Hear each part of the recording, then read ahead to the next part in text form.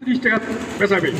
কিন্তু আমরা কি হয়, আমরা যখন সারের দোকান আমার হাতগাঁও সমবাদ আছিল, আপনারা পুরিনা মানুষগুলো হয়তো জানেন, সারের দোকান আমার হাতগাঁও সমবাদ আছিল।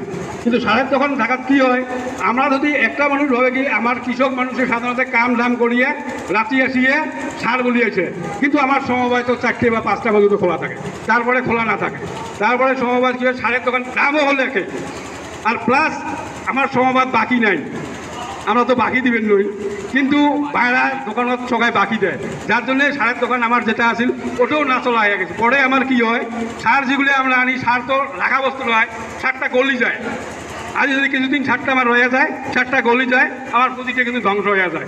এগুলি কথা আমার কার্যকরী কমিটি মোটামুটি চিন্তা করছি, কিন্তু আইজুর হয় বেয়া পাওয়া না লাগে, সাধারণটা ভালো সাধারণ, কিন্তু প্র্যাকটিক্যালি ঘটনাটা এটাই হয়।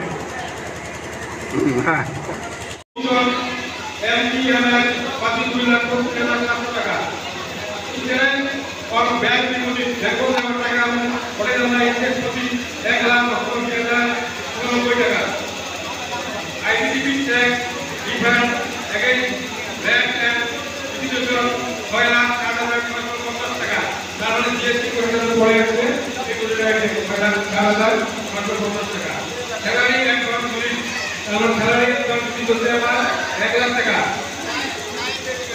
আর security money for house security money হচ্ছে আমার 1,00,500 টাকা সেন্ট্রাল ইনকাম আমরা পাচ্ছি 6,020 টাকা 732 টাকা জি স্টক অ্যাসেট 3,000 টাকা দিব আৰু আজিৰ অনুষ্ঠানৰ অলপ বিষয়ে ক'ব।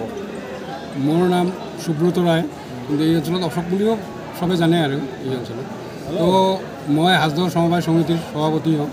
আজি আমাৰ 2024-25 চনৰ বছৰেকীয়া সাধাৰণ সভা হৈছিল।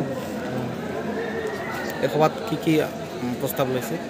সভাত আমি প্ৰস্তাৱ ল'লোঁ যে আমাৰ অংশীদাৰ বন্ধুসকলৰ বহুত অংশীদাৰ বন্ধুৱে বহুত ছাজেশ্যন দিছিল।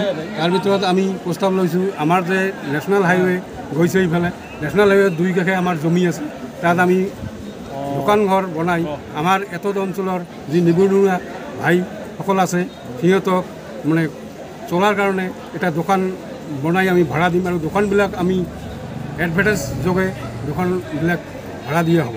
বজাৰৰ ব্যৱস্থা কৰিম, বজাৰ মানে দোকান ছেটৰ ব্যৱস্থা কৰিম। কিমানখন ছেটৰ ব্যৱস্থা কৰিব? ইয়াত মোটামুটি আমাৰতো মোটামুটি একটাতো আমি বনাই দিলোঁ, মোটামুটি 15-20টাতো হ'বই। বণিক কি প্ৰস্তাৱ লৈছে? আমি আৰু প্ৰস্তাৱ লৈছোঁ যে আমাৰ সমবাৰ মানে নেশ্যনেল হাইৱে কাষতে লাগা আমাৰ 4 বিঘা জমি আছে, তাত আমি মোটামুটি আমাৰ অংশীদাৰ বন্ধুসকলৰ পৰা ছাজেশ্যন পাইছোঁ। আমাৰ কাৰ্যকৰী কমিটিৰো এটা ডিচিশ্যন আছে, যদি আমি আমাৰ বিভাগীয় কৰ্তৃপক্ষৰ লগত যোগাযোগ কৰিম, যদি বিভাগীয় কৰ্তৃপক্ষই আমাক ইয়াত পেট্ৰল পাম্পৰ এডভাৰটাইজ কৰিলে আমি পেট্ৰল পাম্পৰ এপ্লাই কৰিম। যদি আমাৰ পেট্ৰল পাম্প হয়, ইয়াত পেট্ৰল পাম্প বহুৱাম। পেট্ৰল পাম্প বহুৱালে আমাৰ মোটামুটি এই অঞ্চলৰ নিবনুৱা যুৱক বহু কৰ্ম পাব। এইটো আমি চিন্তা কৰিছোঁ আৰু সমবাৰ উন্নতি হ'ব। ঠিক আছে।